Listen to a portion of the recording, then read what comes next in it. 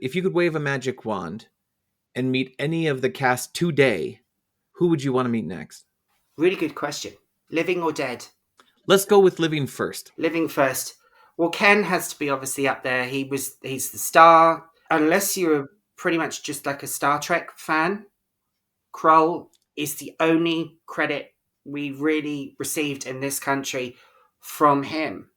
I know he'd done Marco Polo before he did Krull, Mm-hmm. and it was very successful in the States, completely off our radar here. I've never tracked it down. I've never seen it. It's never been repeated on TV. It's non-existent. So unless you're into Deep Space Nine, Krull is it. So this is an actor who trained at Juilliard with Christopher Reeve, I believe, which Lizette let me know 2 weeks ago. She said, yeah, Chris came to visit the set. And I was like, oh, what? Because he was at Pinewood doing Superman 3. Oh my gosh, I didn't know that at all. She hadn't let that slip before. And it was just, we were having, something to drink the evening before we were going to this Sheffield event. So we were just having a conversation. And then she said, yeah, I met Chris. I'm like, huh? Because we were talking about his documentary that his children have just done. I'm so excited to see that. Yeah, a friend of mine who was in the films with him has just gone to do the screening in New York, and she has her own Facebook page and did a video to say, what she thought of the occasion, what she thought of the film, and it was superb. Pun not intended. It was super. But yeah, it was. So I'm looking forward to seeing that myself, and yeah, it was quite a revelation to me. I sat there just going, "Oh, he just popped across to the swamp, did he?" kind of thing.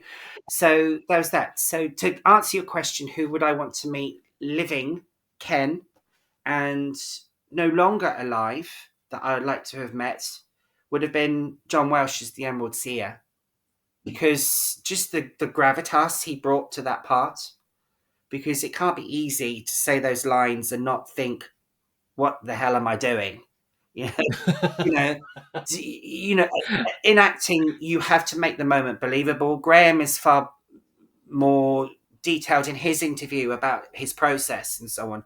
But he's quite right in what he says. I'm not going to dispute a professional actor, but the things that he was saying, and to be professional and you're living in that moment and you've got to present it, because what goes on he did this bit of what's in that frame, Yeah. selling that. And so he brought such dignity to that part. I would have liked to have met him, definitely. That's an exceptional choice. I wanted to get a hold of Robbie Coltrane before we lost him, and it felt like by the time his real health condition was really known publicly, it was just that fast, we lost him so quickly. He was scheduled to do a signing in London. I was going to go to that because I had my rune picture ready, because I've seen him. I've got his autograph I bought it at a charity auction on a GoldenEye Zukowski autograph. So I've got that in my Bond collection, but I wanted to get rune because I've never seen it on anything, anywhere, at any time. So I wanted to get that one-off piece that was truly special. And then he was taken ill and he had to cancel, and he was never able to reschedule. And it's very sad. And he brought a lot of joy to a lot of people through his work. I mean, most people instantly want to say Hagrid, Harry Potter, but actually he was well known to UK audiences long before Potter came along. He was truly remarkable. We had a TV detective show called Cracker, but he's involved in, and he was more of a psychologist. So he worked with the police to solve these crimes, and it was groundbreaking television, and he was just magnificent in it. And just the body of work that he demonstrated. I mean, from doing Nuns on the Run to being Bond films, it's just such a diverse range. And then to top it off, we've just lost Dame Maggie Smith, to then have their legacy for generations of children and generations to come. And the wonderful thing that Robbie said I don't know if you saw it, was the Harry Potter 20th anniversary reunion. And he says to camera, it's, I won't be here, but Hagrid will, he said something along those lines. And it was really touching. And so it came to pass. I do remember that in the documentary. I remember getting very choked up about that, and It was, yeah. uh, yeah, it definitely hit me right in the heart because I do have a special place in my heart for Hagrid and for Ron. Mm. He's I often tout on the show that it's well known that Princess Lissa was voiced over by American actress Lindsay Krause, but Hmm. it is also commonly stated that Michael Elphick voiced Rune, Drives me and nuts. that's false. And I watched your episode again last night to prepare for this in case these topics came up. I can also add to that because Lizette worked with Michael Elphick on a really popular sitcom here in the UK in the 1980s called Three Up, Two Down. And Michael Elphick was the lead character, and Lizette, was the wife of. The scenario was basically Lizette and her husband lived upstairs with their newborn baby. Lizette's mother, which was played by Angela Thorne, who worked with Penelope Keith on To the Manor Born, great sitcom star and so on, played her mother, and Michael Elphick as Lizette's husband, as the father-in-law. He moves in, so snooty mother-in-law, rough as anything father-in-law kind of thing. They clash, and that's what the sitcom was all about. And it ran for like 5 years, and it was right up there in the ratings. Well, I said to Lizette, Michael is often credited for the voice, and she said, didn't happen. Michael would have said. So it's confirmed. Absolutely. As Graham knows, he was on set and has said in his interviews. So, hi, Graham, shout out. So, yeah, I can confirm it from another source. Robbie was not dubbed. True story. So, kind of like circling back just a minute, Mhm. there's a question that I like to ask all my guests, and I try to open with it. And I realized I was so excited to talk about these other topics, I kind of jumped over it. So, I'm going to kind of reel things back in for a second and ask you this question. Do you remember the first time that you saw Krull? I must have seen it around its original release because I just always knew of it. When I was a small child, I was, I guess, kind of part of a film club.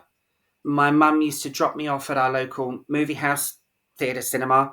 In those days, you could do that. You'd be under the watch of the ushers, and they'd give you your ice cream. You'd sit there, you'd watch the film. So I remember watching things like The Black Cauldron and Return to Oz and Transformers, and Krull must have been one of them because whenever I would see it then listed in the TV listings, I knew what it was. So I must have seen it on its original release for sure. I That honestly surprises me only because I'm 100% certain I'm older than you.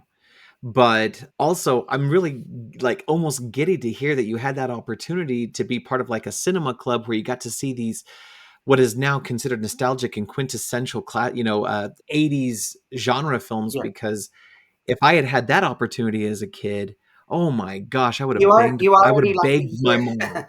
You are only a year older than me, so that's probably why your memory is much sharper. But no, I definitely remember it because I remember the glaive and the beast with red eyes and the six fingers Oh yeah. and the walls closing in on Lissa as she's running in the white gown, and yeah, so my memories of it, I just knew it. I was very aware of this imagery, so that's how I'm adamant I've seen it on its original release because I was, it was the 80s. It was a different time. It was a safer time as well. You couldn't just leave the children under the eye of the ushers anymore because they don't really have them. But then you did. And, that was the era of Superman 3 and Return of the Jedi and E.T. I remember seeing E.T. and that was 82. So yeah, I Absolutely. certainly have this imagery ingrained in my mind. I've talked multiple times on this particular podcast about how Krull performed in the US, and I know that Graham gave me a little bit more insight as to what it looked like in the UK. Do you remember what it was like in the UK for Krull. I realize you were very young then, but you have the perspective of hindsight now. How did Krull perform in the UK? So I don't have an I have an awareness now. I wouldn't have understood the sort of the publicity and so on at the time, but my understanding, because when a film fails in America or doesn't, let's not say fails because that's giving the wrong impression. When a film doesn't achieve the level of success they're hoping for, it's written off as flop, purely based on US box office. And it's completely Hmm. ignoring international box office. And that, to me, infuriates me because many films that are deemed a flop have actually been very successful. But people just go to like Box Office Mojo and think that speaks for its in history, and it's not right. The film was released by Columbia at the wrong time in the US. It was the summer of '83. It was dealing with Octopussy, Superman 3, Jaws 3, Never Say Never Again came out in the, you call it fall, don't you? Yeah, in the fall, in autumn. So that's two Bond films, plus all these others. And then what could compete with the death of Darth Vader? Sorry, you know, it was the wrong, it was the wrong window to release it in the US. We get our films which are darker in tone released Christmas time. So, for example, Jaws, Jaws 2, Jaws 3 were all released around Christmas because they're not light-hearted summer films, whereas the States, you've had them as the summer releases. We got them at Christmas time of 75, 78, 83. Krull came out winter 83. And from my own reading up on it and conversations I've had with those involved, it was much better received, but it just seems to be overshadowed. It failed in America, it's a flop. But films actually continue to grow and they still continue to make money. And films that are darker in their tone need to be winter releases. And that's why, for example, conversation Faruka Bolt for Return to Oz, you could say Return to Oz in the States and people go, who? What? You can say it over here and everybody's like, Return to Oz, Princess Mombi, she can change her head and TikTok and yeah. I love Return to Yeah. Oz. The tone has got to match the season. And that's also sort of prevalent today because the Scream movies, they're gearing up to start shooting Scream 7. They've already announced it's going to be released around February time. But because it's our winter, films of that tone, not the family films, but the ones that are got a bit of an edge to them, do better at that time of year. Hmm. That makes sense. That makes sense. Yeah, in the US, the culture around that is sort of the big blockbuster action films or the big spectacle pieces. And we don't pay as much attention to tone per se as we do about the bombacity Mhm. and scope. And yet, all the Lord of the Rings films were released in November. Yeah. All of the, all most horror films do best between September and November. And so there is a certain amount of sort of like it's not a hard fast rule where we're forced to do that, but our summertime window when people are out of when the kids are out of school and people are taking vacations and they're kind of starting to put their feet up and take it a little bit more easy.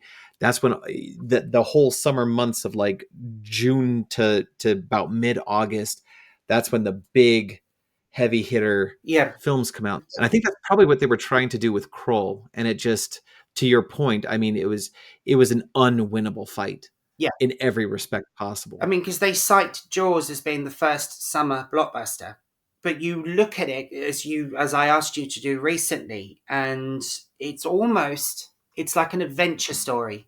The three guys go out on the boat and they try to hunt the killer shark, but the music is almost like a pirate score. apart from obviously the traditional, Durna, Durna, okay. But you listen to when they're putting the barrels on and they're going after the shark, and it all seems jolly and upbeat. That's because of its Hmm. tone. If it was all death and destruction and mayhem, and it's it's a darker feeling, so therefore a darker tone, therefore a darker part of the year. But summer blockbusters, it really, I think it's the summer of '89 that it was really just, let's churn them out one after the other, and it was Back to the Future 2 and Star Trek 5 and Batman, and it just, but then look at that, Batman, the Tim Burton film, it was very dark, but we got it after you guys did, as I understand, if I have read the information correctly. So you see, our marketing over here is, this isn't all a light, jolly, because Krull, you've got people being drowned in quicksand and Cyclops being squashed, and you've got to read your demographic, you've got to read your audience, and I think that's where Columbia, forgive me, Frank Price and his regime and so on, but I think that's where they got it wrong. They miscalculated. It should have been held back, and it would have done better. I think you're absolutely right.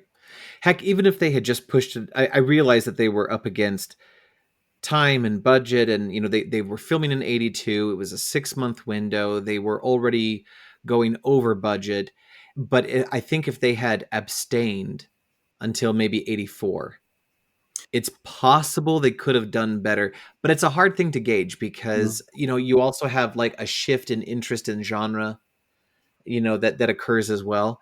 But most certainly, and maybe it's easy to say this in retrospect, but most certainly the summer of 83, on the heels of Return of the Jedi, going into all the other films that you listed, there's there was no spot on that calendar, especially in the US, Mm. where it was a good idea to drop that film. Yeah, they were all tentpole franchises. It was Star Wars, it was James Bond, it was Superman, it was Jaws, it was all these things. Just, there are many more films that we could reel out. But then you've just said hold it back to '84. But the Columbia film for '84 was Ghostbusters. And then look at the tone of that. Similar budget, $30 million, but they had it infused with humor. Humor which is subtle, that the children don't get it, but the adults do. But then you look at other releases, '84. So then you've got Beverly Hills Cop, again, that was kind of gritty, because you look at it now and go, how did they get away with some of those lines? It's a Yeah. different time. And then, of course, Indiana Jones and the Temple of Doom. And again, a dark tone film that people look at it and it's very divisive. You either love it or you hate it. I personally love it. It's my favorite. It's the one I always look forward to whenever I see a marathon or I'm getting to a marathon of my own, because I still have the physical media. But you look at the tone again. It was death, destruction, mayhem, and again, it's probably because it's a lot more popular in the UK than in the US. We just have different tastes. I mean, for example, a film that is absolutely beloved here, and everyone goes, "Huh? What?" in the States, Santa Claus the movie. Thank you. They, Absolutely, I he sank without trace in the United States. Yet here, it's a revered classic. And it was done by the Solkines, who did the Musketeers movies, who did Superman films, apart from Superman 4, but we don't talk about that. Supergirl. And it's a beloved classic. There's not a year, I think I can count on one hand that, and I think it was last year, that it didn't play on Christmas TV. That's because it had been re-released in the cinemas and then had the 4K release. So that's why it didn't play on TV on Christmas Day. It was because it was in on the big screen again for an anniversary. oh And my gosh. Carrie, who played Cornelia, Corny, is in the Facebook group of Santa Claus, the movie that I'm in. And she and I were discussing again the film. She was like, it just didn't do well in the States because it was like, it's humor, it's marketing, it doesn't capture what the Americans think about Christmas. but it does for the Brits. And again, as I say, it's a beloved classic here. It's a cult film here. It's on Christmas every year without fail. But the Americans don't. And John Lithgow is on record as saying, "You put me in a room with a Brit," it's like they'll mention Santa Claus the movie, and he just doesn't. He just doesn't get it. He said it's the corniest, cheesiest thing he ever did. But you put him in he crosses paths with a Brit, and that's what they'll talk about, and quite right too. And quite right too. I I remember I remember it coming out in theaters in the States. I remember really wanting to see it, and I'm pretty certain that I went and saw it in theaters with my family. I'm a little iffy on that one. I'm gonna have to verify with my siblings, but I'm pretty certain we did. But when I was younger, I would get it on VHS. I would rent it. I would watch it. But I have not actually watched the film in at least 30 years. And Sorry, I I just saw my just own reaction on the screen. I was like, that look of horror off my face very quickly. It's just, yeah. absolutely, that's absolutely fair. That's fair. I just this last Christmas, my wife is a huge Christmas movie fan, and of course we've got kids that are 10 and 13 now, but last year they were 9 and 12, and I brought it up. I was like, oh, you know what Christmas movie we've never watched together? And I said Santa Claus. And of course, I can't blame my kids. They're of a different generation. But my wife looks at me and she goes, "What do you mean Santa Claus? You mean like Tim Allen and stuff?" And I was like, "No, no, no, no, no. Not the Santa Claus. Santa Claus the movie." And she was like, "What are you talking about?" And I go and I pull it up on Amazon Prime, and she looks at it. She goes, "I have never seen this before." I showed them the trailer, and she was almost mortified. And I'm just like, "No, no, no, no, no. It's a good movie. You need to see this movie." No one would watch it with me. And I was just like, Wait, right there. what am I doing wrong? Hold that, because it's in a different box. I have, in my collection of props and so on, I actually have, clearly, it was one of the toys that they had made for the film, and it has fallen apart over the years. So somebody sold off the pieces, but it's actually stamped elf made. And I've got it. Yeah. And I've got it. And I thought it was in this box, and it's actually not. So I'll have to find it at some point off this interview and show it to you. But it actually has the stamp elf made on it. Yeah, you need to send me a picture of Yeah. that, please. Yeah. So Yes, absolutely. I think this year I'm going to try again to get them to watch it, because I think it's something that they've got to see at least once. Even if their perspective is that it's some weird fever dream, I don't care. They need to see it. And I bought it, just the streaming version from Amazon, in the hopes that they would watch it with me, and then just nobody ever pulled the trigger. In the States, the movie that plays, almost ad nauseum around Christmas time, especially usually from Christmas Eve through Christmas Day or something to that effect, is the movie A Christmas Story. And that'll get like a 24-hour back-to-back run. yeah. And I it took me forever to bring myself to watch it, and then I watched it, I think it was in the late 90s, early 2000s, and I just fell in love with it instantly. And so that's like, that film became sort of the for lack of a better term, traditional American Christmas movie, because it's just chock full of Americana, right? Yeah.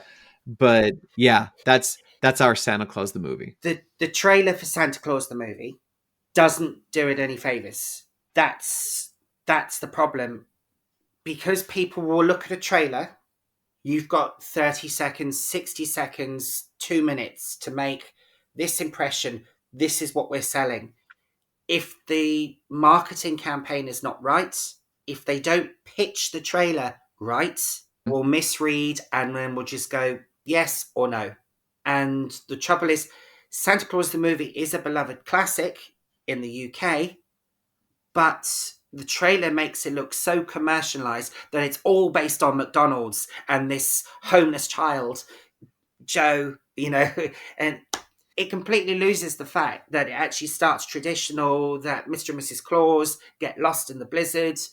The elves come to rescue them, and the glorious ceremony of when he becomes, you will be known as Santa Claus, by Burgess Meredith, who is probably best known for the Rocky films as Mickey the Trainer. It's just, and the dignity that he brought to that part, and Henry Mancini's beautiful music, and then to top it off with the nostalgia, the cheesy factor of what Christmas is to many people, removing the religious element. Sheena Easton singing "It's Christmas." It's just, Absolutely. it covers it all. So people who, again, like Krull, haven't discovered it can have their eyes opened when they actually do discover it. It's one of those things. It's not just like you don't watch something and you're ambivalent about it. You watch it and you love it, or you watch it and you hate it. And I looked on IMDb last night to prepare because I didn't know what you were going to ask me. You look at Krull, and there's something like 250 reviews about the film on there, and you're hard pressed to find any that fall below 5. They're all hovering around 6, 7, 8 out of 10. And many of them saying, "What a surprise! Didn't expect this. This is great. Product of its era. It's a genre, it's champion." All these things. People always saying, "Well, I didn't know that." Yeah. Absolutely. Yeah. And just like as you were talking about the impact of the trailer for Santa Claus the movie, it sounded like you were describing Krull to me in a lot of ways, because the trailer for Krull, especially the US trailer for Krull, is just abysmal. It's one of the most insulting pieces of slapdash editing work I've ever seen. It does not, as to use your expression, it doesn't do Krull any favors, but actually it does Krull a massive disservice. And I think the Santa Claus the movie had a very similar experience with its trailer, because the trailer does make it feel a little bit like a fever dream, and the trailer for Krull makes it look like it was a Saturday afternoon, matinee on television type of movie, and it is many times over a grander spectacle and a greater fantasy than all of that, with incredibly talented cast members and a marvelous, rich mythos with gorgeous music by James Horner, and we can go down the line. Kroll very much has exactly incredibly similar qualities to Santa Claus the movie. So maybe those listening to this podcast will give both Kroll and Santa Claus the movie a try, and Yes. in a modern context, and see what the gems are. Yeah. I mean, I think I understand what you're saying with like the Krull track. I'm Whether it's one and the same on the DVD and Blu-ray, or if there's different trailers for different markets. But if I've seen the one that you're referring to, it's almost as if it's like the prince, the damsel in distress, the cyclops, the rebels, and it was kind of like, and here's the beast in the corner. It's just like it. No, it's, you look at the film and you can see its elements. People say, "Oh, it's a rip-off of Star Wars." Excuse me, I don't really recall spaceships. There's Mm. the fortress through space, but I don't see androids. I don't see Darth Vader and stormtroopers, or trying to bullseye womp rats back home, kind of thing. I Its influences very much are King Arthur, Robin Hood and his merry men, almost again Excalibur, because the Lady of the Lake had the sword, whereas this time Mhm. it's the glaive. It's very King Arthur, medieval sort of influences, which are part of our mythology in this country. So I'm stunned when people say it's a rip-off of Star Wars. I'm like, well, the story of a princess in distress being rescued by heroes, it was a bit more before 1977. I have to say, it's. Yeah, absolutely. Absolutely. The whole, Campbell's journey, hero's journey, that sort of thing.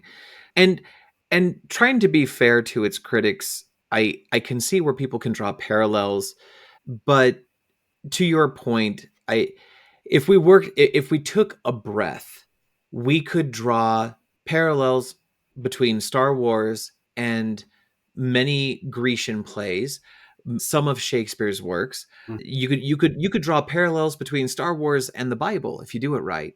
And it's not that the parallels automagically make it unoriginal, especially when you consider that the things that we can compare Star Wars to happened centuries or millennia prior to George Lucas's birth. It's not enough to simply draw the parallel. You have to you have to indicate unoriginality. And if there's anything that Krull offers to audiences in spades, it's true originality in its day. We've seen things since then that might we might say, oh well, I've kind of seen something like that before. Yeah, you saw it 10 years later. You saw it 20 years after the release of Krull. But when Krull hit the screen, it did a number of things that were unique, even when it did those things subtly and silently, Mm-hmm. so that the audience would actually have to pay attention to really garner the value. Yeah. And that's where I think maybe that informs my fandom a bit, the fact that I am the age that I am. And so I got to see sort of the evolution of these things over time. But even so, in a modern setting, you can take Krull, put it on the television, and it's still going to be a standout compared to modern fare. And I think that that's where a lot of people, because maybe they see the trailer, or maybe they see more scathing reviews from older quote unquote professional sources, and they simply discount it as 80s camp. The number one, the two things I hear about Krull the most, it's a Star Wars ripoff and it's 80s camp. But I think it is far more than that. And it requires the audience to look with an analytical eye instead of a passive, I just want to eat popcorn mentality. Yes, I mean, I don't see the Star Wars analogy at all. I'm not just saying that to enhance praise on Krull. I'm genuinely searching in my mind how it could be compared, and I'm struggling to come up with an answer. I just can't, and I can understand 80s influences, but they're not exactly running around with headbands like Travolta in Staying Alive, which was also 1980s. So it's that genre of fantasy films. So we're going Dragon Slayer in 81, Dark Crystal 82, Krull 83. We could then go through Labyrinth, which is what, 87? Willow, I'll verify really quick, but I think it's actually earlier than 87. 86 maybe. Willow 88. You look at all of those films, and there's a certain style and elegance to them. I don't call that camp. Camp is a type of overplayed performance for shock value, for an effect, even in humor, that it's kind of overplayed to the extreme.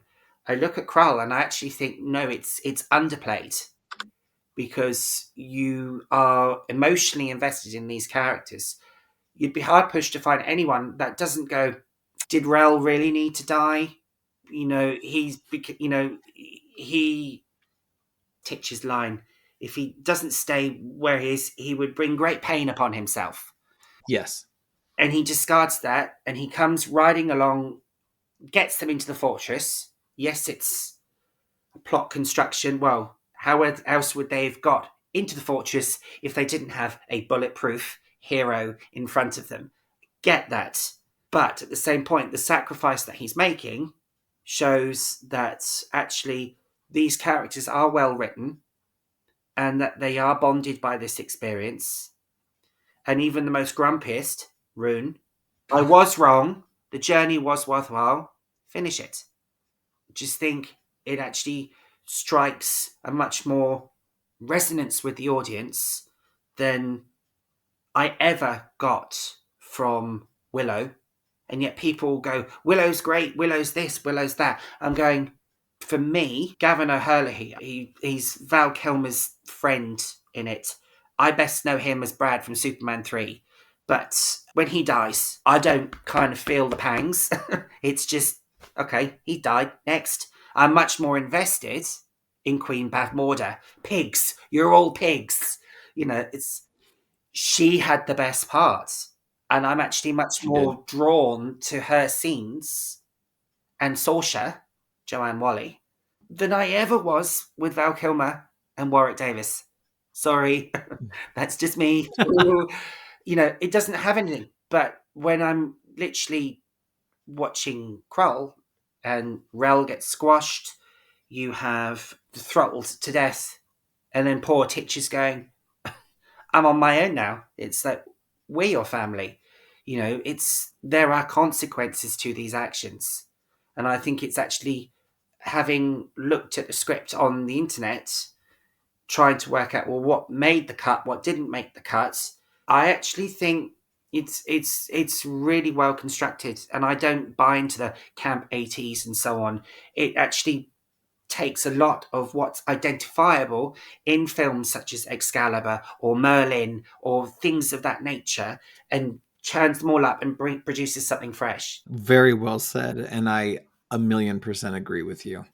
We are coming to the end of our time together, and I have genuinely enjoyed this conversation. You can automatically assume that I'm going to leverage the value of our friendship to do this again in the not too distant future.